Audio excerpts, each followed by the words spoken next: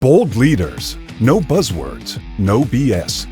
This is Mastering Workplace Culture, real talk on crafting workplace cultures that deliver results. Each episode, we go beyond corporate speak and talk with leaders who've actually done it. Those who've faced breakdowns, made bold moves, and built organizations where respect and results carry equal weight. If you're ready to challenge assumptions, gain actionable inspiration from proven mentors, and build a workplace culture that actually works, this podcast is for you. Welcome, everybody, to another episode of Mastering Workplace Culture. This week, Chris Edmonds and I are going solo, so to speak, to discuss a trend that we're seeing not just in workplace culture, but in society in general. And it is something that you culture leaders might relate to. And that is what we perceive to be the lack of accountability for not just culture, and not just leadership or failures in leadership, which happens to everybody, but in personal responsibility. And this was brought on in part because of a movie that is creating some controversy in the world today, the Odyssey, and how some sectors in the world see it as a woke, and some see it as the director pounding a message into our heads. And my wife and I had a chance to see the Odyssey Sunday evening, and I had a completely different reaction. My reaction was that the protagonist in the movie, in the end, has no choice but to accept responsibility for his personal actions. And it struck me as odd, and I spoke with Chris. Say hi, Chris. Hi, Chris. I Chris Edmonds about this and said, I maybe I'm the one that's disconnected here. I appreciated the message of I messed with the rules of life message, and I'm paying for it, and I should pay for it. And that is a much different message than I'm seeing in the news and I'm seeing amid all the controversy. So I said, Chris, we got to talk about this. Yes, it's a popular movie. It's not going to change the world in any way, but this is a message that is strong and powerful, and yet is being just stomped on by some in the media who are picking on the movie for lots of other reasons other than the primary message that I got from the movie. So, Chris, I know you haven't had a chance to see the Odyssey yet, but when you and I talked about this, we definitely talked about, yes, the lack of accountability, the lack of accepting responsibility for our own actions is a societal and workplace trap. Absolutely. And I've been blessed to be working in the leadership development space for, holy God, 45 years. And accountability has always come up as we've engaged with senior leaders. Why do you want us to come in? What are you looking for us to help resolve from a business culture, leadership, production standpoint?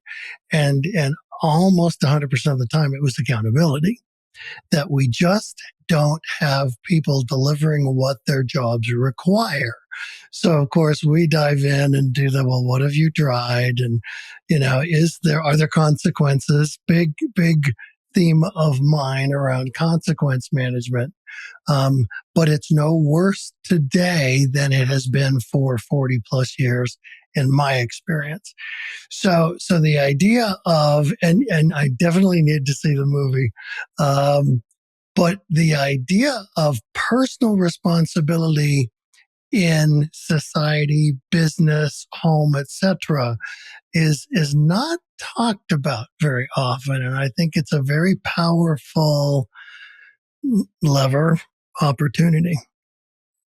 Well, and our guests so far on the podcast, Chris, this has definitely been a transition. I mean, we've done either in the can or published almost 20 episodes now, and in almost every one of those episodes, the word accountability, even the thought of accountability has come up, and it starts with the leaders. It starts with, since our guests are primarily business leaders, it starts with them, and they've each gotten to the point, either willingly or reluctantly, that they've each said, "Yeah, this is on me first," and that has been. I haven't quite been in the workplace culture space as long as you have, but over the last 15, 20 years, I can't tell you how many times we've had to go to a leader and go, "Look, if you're not going to be chief role model for this particular, not just to define your values and then model those values, but also model accountability for living, modeling, leading by example of those values. And if there are no consequences, we can't help you." Yeah. Yeah. Well, and I am reminded of the conversations, and there have been, I would suggest, a million or more over the years with leaders who say, well, it doesn't matter how I behave outside the workplace. Oh, au contraire. Yes, it certainly does. And people pay attention.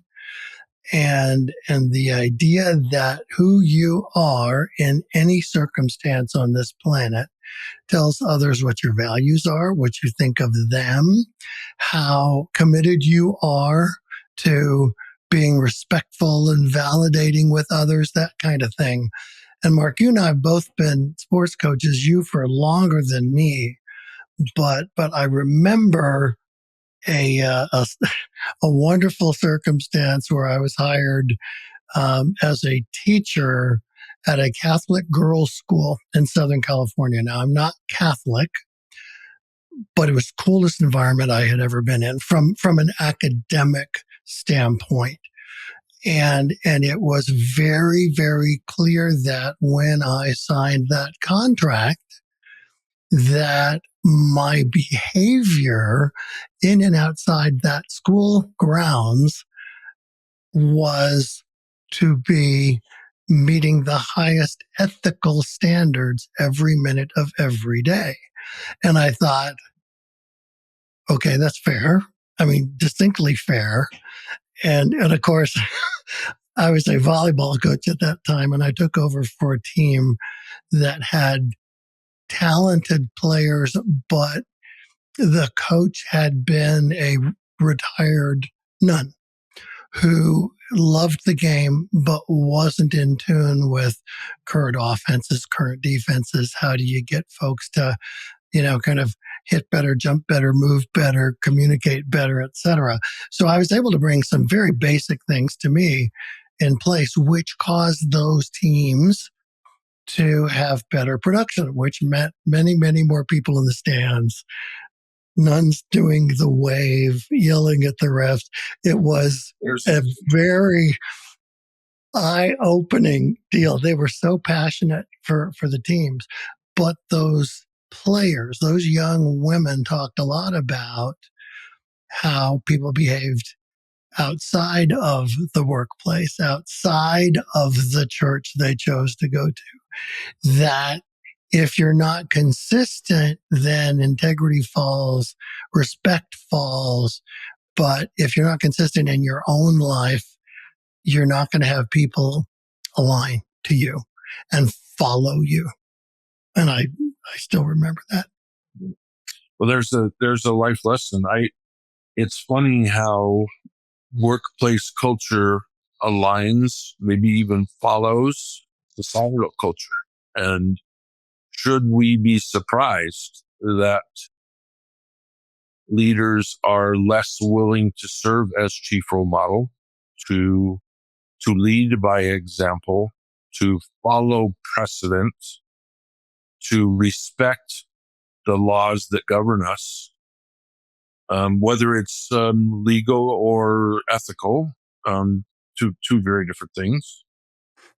When when we can't turn on the news without seeing an example of those failures to model values, ethics, rules, laws on the news. I mean, it's every single day there is some example of a president or a congressman or a senator or a candidate or a you could even go into city council members, coaches across public schools, teachers. I mean, first responders, people that we are supposed to trust.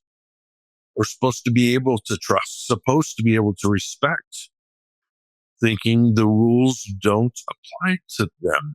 And precedent is apparently meant to be stomped on rather than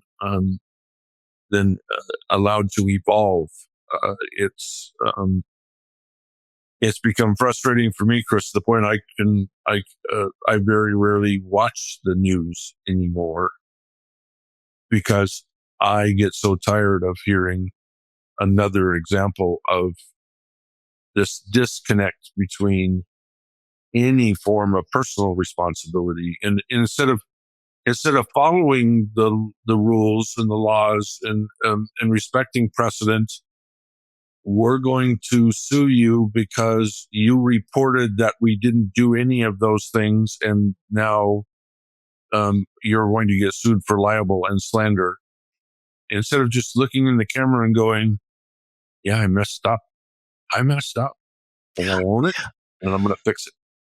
Yeah.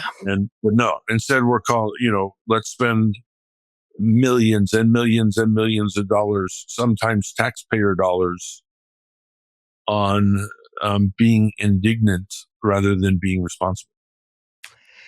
Yeah, it literally goes back. I'm thinking about some of literally all of the guests we've had on the podcast so far, that they are perceived by their staff members as reliable, acting with integrity, finding people doing good things every hour of the day, possibly even every minute. But there's this deep connection, deep trust of those leaders. And you and I both know that when we started, those leaders didn't have all of those ducks lined up. They meant well. They were dealing with workplace cultural issues that were exhausting and frustrating, etc. But the reality is, as they undergo this process of, okay, if we're going to formalize a servant purpose and values and measurable behaviors and then measure them, then I'm under the microscope all the time.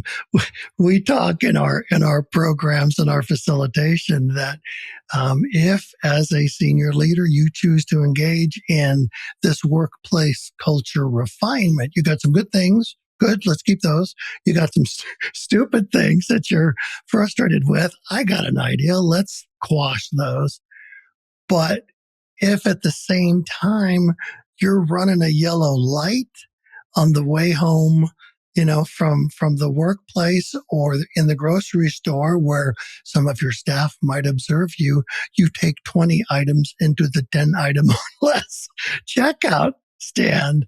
And that may feel like it's the ridiculous, but it's simply a factual representation of what each of us, chooses to do day to day with respect to our personal integrity and personal accountability. Well, and again, so thoroughly lacking in today's society, both of those things. And Sunday evening, I had a chance to just sit down and reflect a little bit after watching the movie.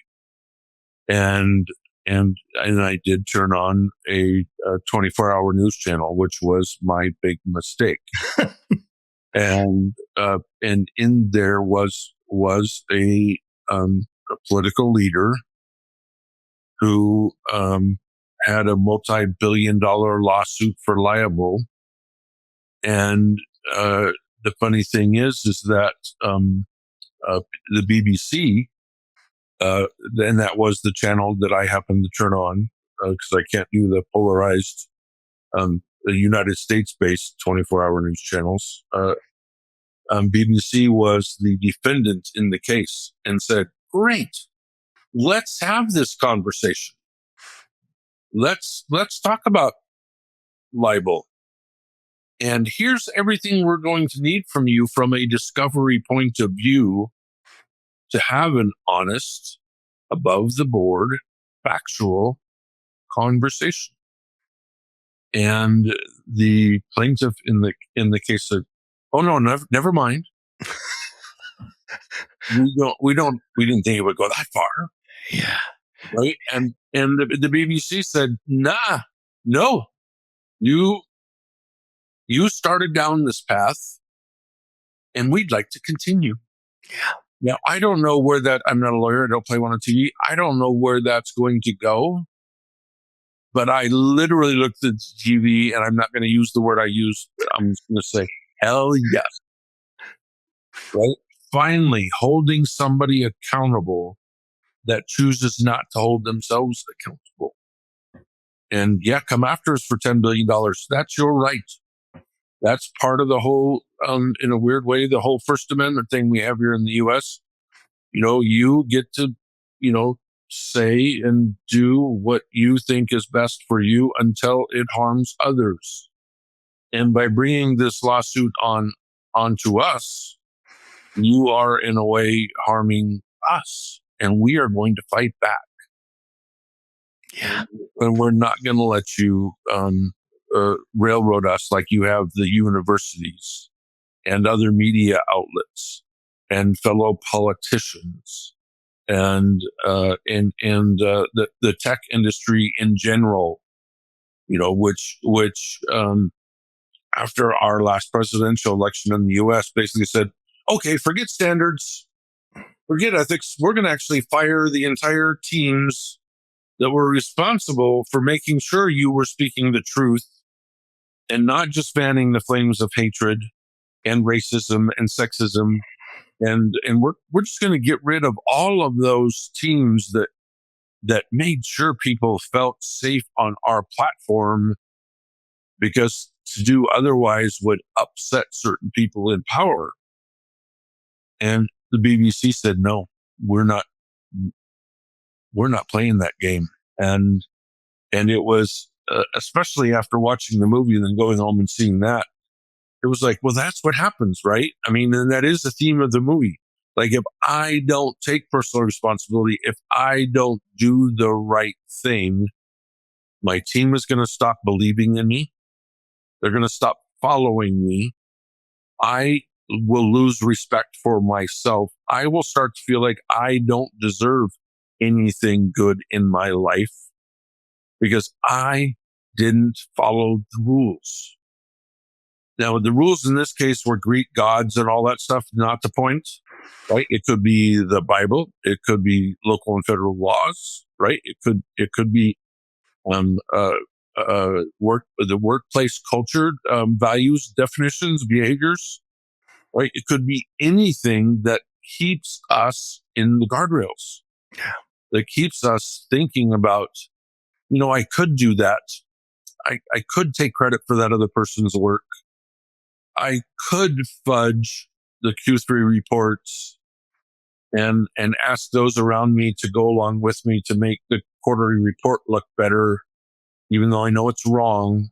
I know I could get away with it, right? I know I could do insider trading because nearly every House of Representatives member and nearly every senator is doing insider trading, let alone, the executive branch and all the family members. I see it happening every single day. Why shouldn't I do it? Right? And it becomes, I guess, Chris, it becomes easier and easier to sacrifice our integrity, to bounce off those guardrails for a minute before we just leap right over them, because everybody else is doing it, including in the most powerful positions in the world are doing it. So why can't I do it? Yeah, it is a huge temptation, certainly. And we've all seen it for years in our families, in our communities, in the companies we've worked for. So it's nothing new. But Mark, you and I have had conversations with senior leaders who, as we come in, they've got issues they've worked on and they just can't fix them, and they're hopeful that we can help. And the pathway, talk about guardrails. The pathway we take them down is you as senior leaders must lead this. You are chief role models, either for good or for not good at all. So you've got to be aware that you're going to be on duty constantly. And people are going to watch carefully. They're doing that now. They're going to maybe pose questions a bit more publicly to you because you're saying, I'm going to be, I'm going to choose to model our values and behaviors in every interaction. And that's hard to do. So the feedback is not them trying to, remove all authority and power from you. It's simply what they've observed, which is kind of as close as you might get to facts. And some leaders say, well, why do we have to go to the specificity of behaviors? Why do we have to quit doing what I've been doing for years in my family and community and friend groups, etc.? And why do we have to have these rules now? It's almost, why do we have to have laws? And that could be a whole other podcast. But it's clear that we humans can take the easy road, especially if we're frustrated, if we see others doing it, if we just feel like we're at our wits' end as to what to do. But within our workplaces and families, let's just leave it at those two core pieces, that if you are not behaving with integrity, then you're going to have a list.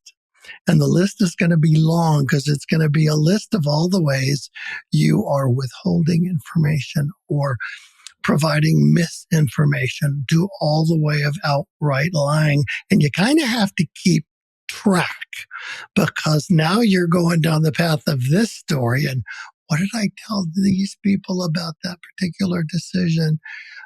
I don't know about you, but I can't keep track of what I ate this morning. So that would be a lot of work for me, and more important for me. And Mark, I know this about you as well, is we have been able to help leaders realize that it matters, that the legacy they leave can go all the way back to a cruel comment in high school. Somebody remembers that. And yes, we were young and stupid. and maybe today, some of the worst of us with these lousy integrity demonstrations are now not young and stupid, but old and dim. But the reality is people watch and they remember. And whether you buy into karma or not, but if your goal is to have you win and everybody else lose, boy, that's an exhausting path to take. Within families, there's dysfunction in every family. And often it's people who are unhappy for thousands of reasons, maybe really, really good reasons from decades before, are lashing out because that frustration is unaddressed. Are leaders potentially doing the same thing with their teams, with their new employees? And you're supposed, there's, painted on the wall are our values and our behaviors. Well, but we don't really act that way. So, ignore those and do what I say, but don't do what I do. So the issue I think we face is if we all realize that, yes, there's good reasons to formalize proper civil interactive behaviors, then if we align to it, then others might follow us, which could reduce frustration, reduce anxiety, reduce anger. We've got some colleagues in the culture space, Mark, that are workplace violence experts, and there's some people that will react in very violent ways because they may not feel like there's anything else they can do. They've been mistreated. No one listens to them. They don't have validation of what they do. Now, there may be thousands of other reasons, and it's likely that there are millions of reasons why that happens. But if you want to create an environment where people feel safe, people feel valued, then you've got to be the one treating people with respect and validation. Well, and that's what's missing, right? That's the quandrum we keep voluntarily walking into, is maybe because we see other people doing it and getting away with it. I guess maybe we think that makes it okay. But isn't that more of an indication of how far not just the workplace and specific workplaces for sure, but also society in general? Isn't that more of an example of how far we have fallen rather than a new normal? I mean, that's what's sticking in my throat, Chris, is when does the correction come? When does the world start to look at what we now consider normal, and we consider normal not because we feel it's right, but because fear has been stoked, hatred has been stoked so far to one side or the other that we literally fear losing what we have, the control we have, the voice we have, the power we have, and we will sacrifice integrity, ethics, morals. We'll bend precedents. We'll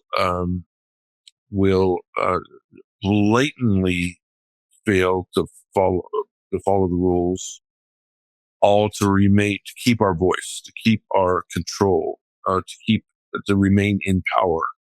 And when we wake up one day and go, holy crap, what have I done? And not about what have we done, but what have I done? Think about all the families for the last 10 years, mine included, that have been disrupted. The dynamics have been disrupted because of politics. Because some people say, well, no, it's okay. The ends justify the means. And others of us say, no, completely unacceptable. And I can't respect you thinking that's okay. And so you go from, well, we just don't talk about it, to we just don't talk. I have family members I haven't talked to in 5-6 years, right? People I used to be close to. Because we can't have a conversation without having the conversation. Yeah. Well, boy, and division, polarizing, it's through all aspects of society. The workplace is going to be that we can't talk about We can't talk about our servant purpose without politics getting involved. We can't talk about serving our community members without worrying about whether we're left or right oriented politically. We can't worry about doing little things like it's summertime, of course. And my oldest son's company just had a huge summer, we used to call picnics, but summer gathering, right? To celebrate the year, celebrate each other, get a little closer. And when I was a kid, my dad's lumber companies did this all the time. And they had, Ferris wheels and games and three-legged races and all this silly stuff that you only do once a year, but it was to celebrate each other, to celebrate what brought us together, celebrate what we had in common. And those things now are tinged in a negative way by, well, that group over there thinks that way, but we think this way, and we're not gonna, we can't cross those lines because we can't have the conversations, or we won't have the conversations. So we've chosen a side. And now, until the world finds a more neutral place where we can compromise, we can collaborate, we can have those conversations, we have no choice but to stay on our side over here. We can't, we're not going to go talk to those guys because those guys are wrong. And I know they're wrong, and I'm never wrong. And I'm especially never wrong about this. So we're not going to have those conversations that help us find any kind of middle ground, let alone an ethical role model, let alone somebody who wants to lead by example. Well, this really goes to our core mantra, Mark, yours and mine, that sometimes we're invited to come into a part of an organization. It's not the overall, operating organization that could be global, et cetera, but it's this team. It's a region. It's a division. It's a plant. And so what we focus upon is, as senior leaders of this plant, it's not your job to fix every other senior leader in every other part of the organization. That's not your job. You got plenty of work to do right here, which is, how do we create an environment where people come into work every day feeling like they are part of something important, doing significant service to others in their community, etc., that they can trust that no one's going to, zing them or zap them or tease them or disrespect them on a daily basis. That's months and months and months and months of work, because you have to take every formal leader in the organization and have them commit to not going after the teasing joke or the cheap joke or the sexist joke, and in essence create an environment that is fun for people. And we had a wonderful conversation with a longtime client of ours, David Molitor at Consolidated Electrical Contractors, speaks about one of his best electricians who had been moving up in the ranks of management over the years. And it was summertime, and just like TJ's company had a cool summer presentation and fun events and family involvement and all that stuff, Dave said, we're going to go to every major location where we have an office through the state of Michigan, and we're going to go and do hamburgers and hot dogs, and we're going to visit. We're just going to engage with people. No big tasks. Nobody has to do major presentations, but we're going to do hamburgers and hot dogs. Now, this particular senior leader working for Dave was like, this has nothing to do with the work we do. we could be building skills on some of these electricians who are still doing X wrong. We're just gonna meet with people, have fun with people, connect with people. The senior leadership team is going to make the burgers and dogs at the barbecue grills. So the day goes through. It's a 4-hour-long event. The day goes through, and Jeff is involved. This is the senior leader Dave was having to kind of negotiate with. And at the end of the day, Dave said, Jeff came over and said, I get it. Best day I ever had. Absolutely. Best day I ever had. It's about relationship building. I learned stuff about people's families I'd never known. And I've been managing these teams for 10 years. So that idea of, yes, there's work to be done. There's tasks to be done. There's project tick lists that must be dealt with on a daily basis, the way those get done proactively with people literally solving problems before they're huge problems is because they feel respected, validated, and they feel part of something bigger than themselves. Yeah, that's it. That's it exactly. And maybe I hadn't thought about this, but maybe what you just said, it just rang a bell for me that maybe it's easier for us as human beings right now to pick a tribe than it is to be a sincere member of a community that is inclusive to all. And you know, the example you just gave us where the senior leaders were the ones setting up the barbecue and cooking the dogs, the hamburgers, handing food out to people and going, great to see you today, you know, just really fun to have you here.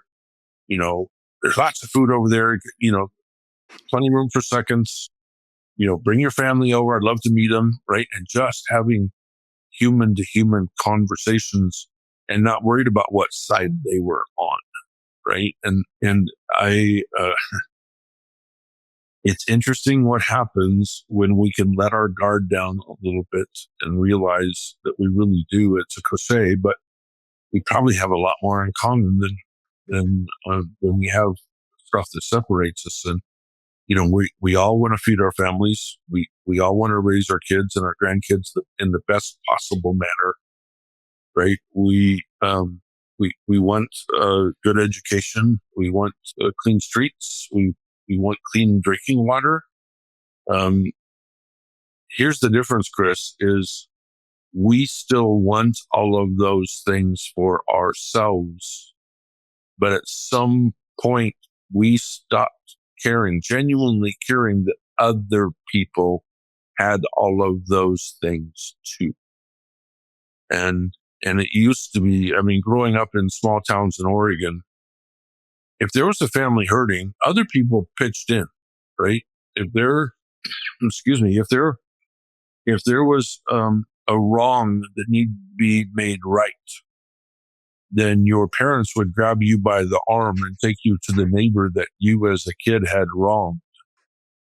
And a sincere apology was given, and always, again, depending on the sincerity of the apology, of course, and the actions that followed, all was forgiven, right? Because you accepted responsibility, whether in this case forced or not, right? I mean, I remember one time I had the best scheme in the world. I was 8 or 9 years old. I saw how people were making money with lemonade stands and all that, and I saw that people would spend money on flowers for their wives and their girlfriends and stuff. And so, me being the mischievous little turd that I was, I would pick flowers out of one neighbor's garden and go and try and sell it to the next neighbor. And very efficient. Brilliant, right? Until you get caught. Brilliant until the error of your ways is shown. And I remember my dad just marching me down to every house and going, here's exactly what happened. Here's why it won't happen again. Here's the lesson we've learned. And you are about to hear an apology from an 8-year-old boy who knows that he better deliver, right? And we don't have that sense of accountability anymore. When we wrong people, when we deny people their rights, when we exclude them from having from achieving the same dreams that we might have, whether it's, very basic things from clean streets and clean water to, living the whole American dream thing. When we deny other people that, we have wronged them, and we don't even seem to realize we've done that. It's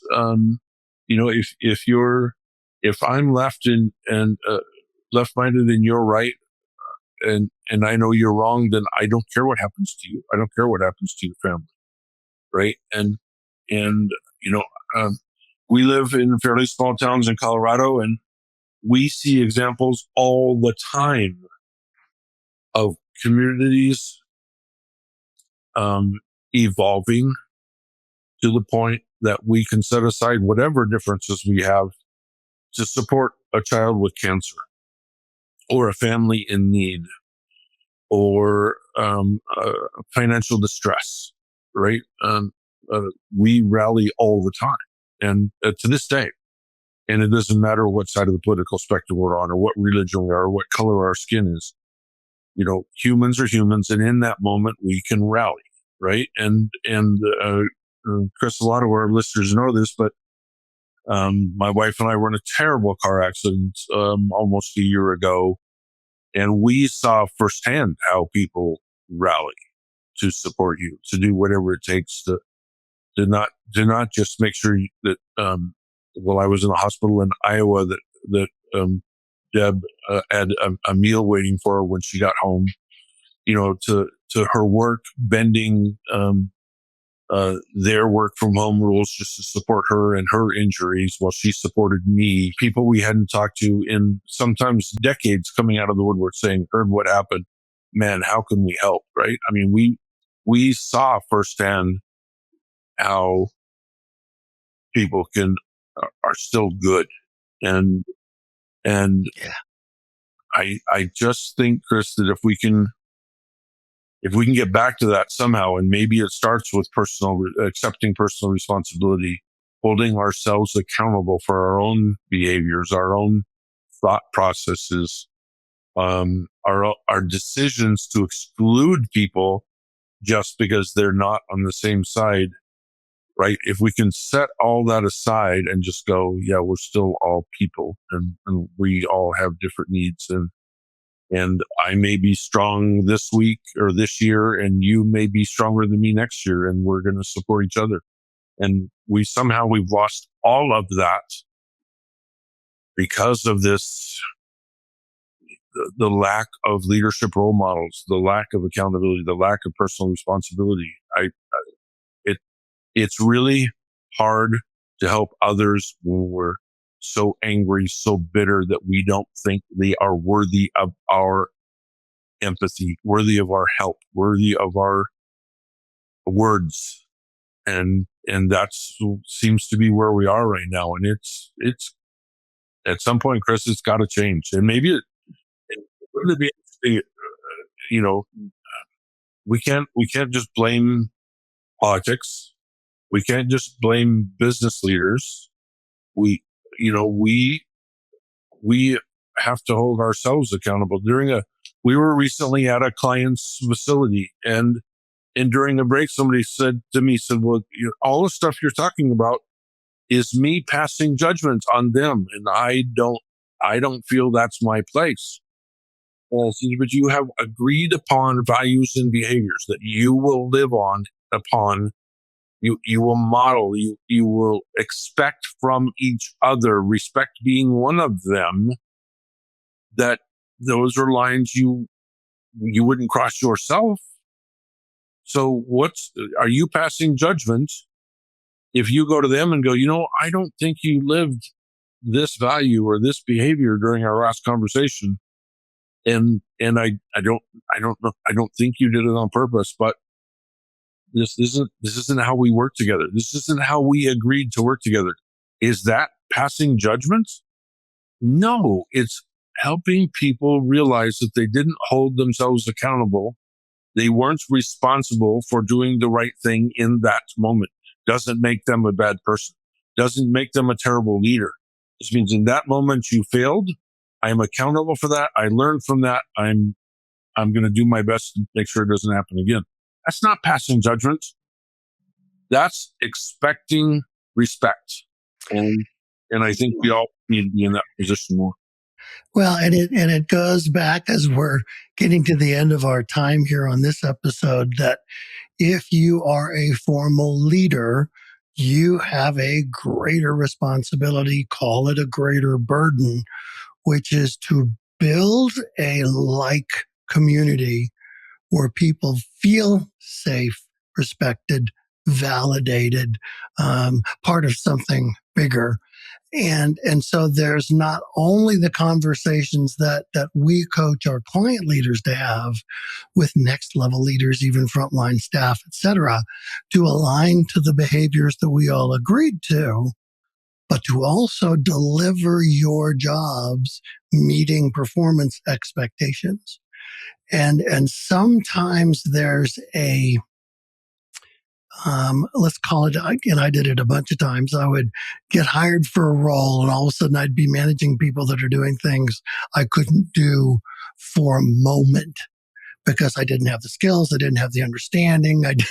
I certainly was worried about, blowing something up or whatever, but leaders must engage to keep performance at acceptable levels, if not better, and respect at acceptable levels, if not better.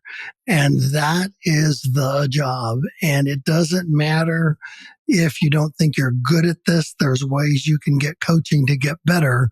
But the reality is every day, formal leaders have the responsibility to boost both results and respect. Well, that's it. And amazing how we can expect respect when we first respect others. That's hard to say. I know that. I had to slow down, say that right. And hopefully I put it right. It's brilliant. We can't.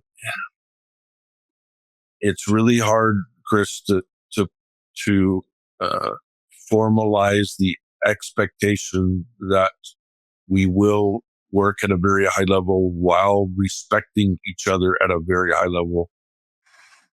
That's a hard thing to do unless it's absolutely 100% intentional.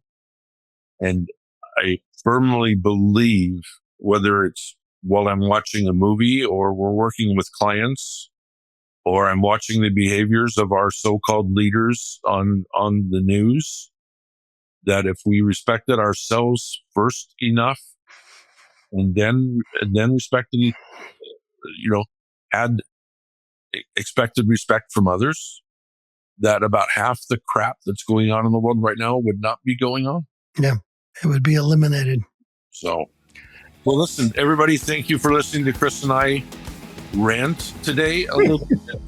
Every once in a while, something topical will come up where Chris and I will use this platform to have just a discussion between the two of us. We hope you find some value in that. We don't want this just to be therapeutic for us, which I find it to be, but we actually want some maybe some lessons to be learned or maybe some actionable inspiration to come from this. So thanks for listening in, and be sure to listen in. We have many episodes we're working on right now, so you won't just be hearing from Chris and I in the future. You'll be hearing from some of our fantastic guests who have far more insights than Chris and I might be able to share with you in one of these one-on-one episodes. So thanks for listening in, and join us again soon. This has been Mastering Workplace Culture. No jargon, no corporate fairy tales, just leaders who show their scars and celebrate their wins. Do something with what you heard today. Subscribe, share, take action. Creating a culture that equally values respect and results is your responsibility. Go own it. When you're ready to make that happen, we're here to help. We'll catch you in the next episode of Mastering Workplace Culture.